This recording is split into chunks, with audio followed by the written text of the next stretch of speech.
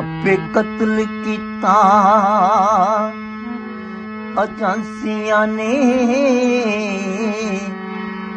पहलगाम विच हिंदू सैलानियां दा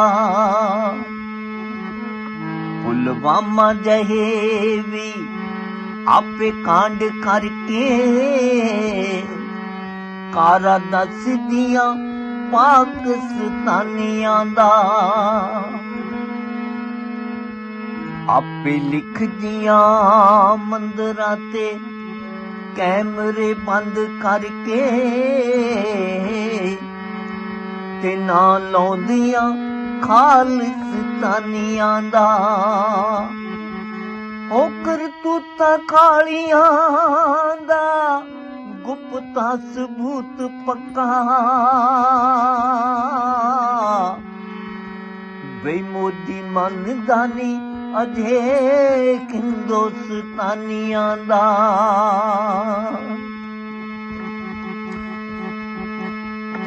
जद कुत्ती Chica media जद कुत्ती चीका मीडिया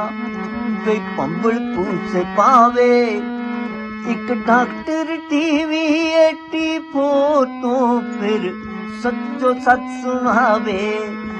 एक डॉक्टर टीवी 84 तो फिर सच्चो सच सुनावे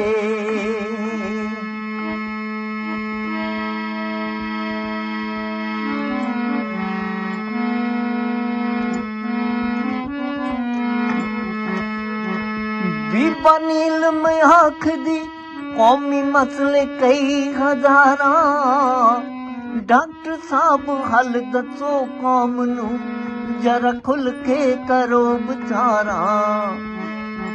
बीबा नीलम आखदी कौमी मसले कई हजारा डॉक्टर साहब हल दसो कौम नू जरा खुल के करो विचारा आजादी दे राह उतों आजादी दे राह उतों पंथी अज भटक न जावे एक डॉक्टर टीवी 84 तो फिर सच्चो सच सुनावे एक डॉक्टर टीवी 84 तो फिर सच्चो सच सुनावे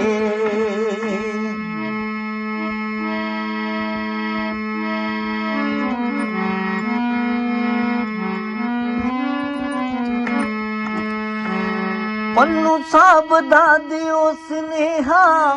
किद्दां रोकनी बर्बादी किद्दां बैरी दे नत्थ पाउणी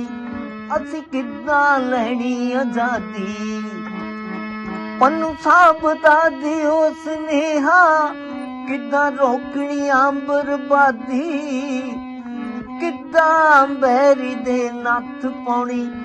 असी किद्दां लैनी आजादी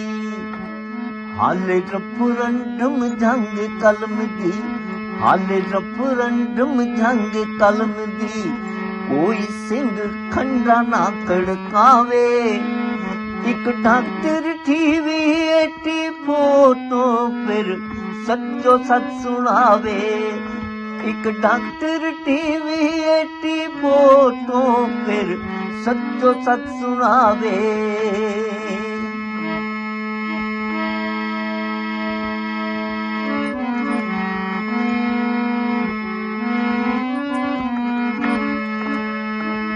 डॉक्टर अमरजीत सिंह आखदे गल ला के छड़नी कंधे देश पंजाब च जाके गडांगे खालसा राज दे झंडे डॉक्टर अमरजीत सिंह आखदे गल ला के छड़नी कंधे देश पंजाब च जाके गडांगे खालसा राज दे झंडे राज करूगा खालसा राज करूगा खालसा जो सरबत दा भला मनावे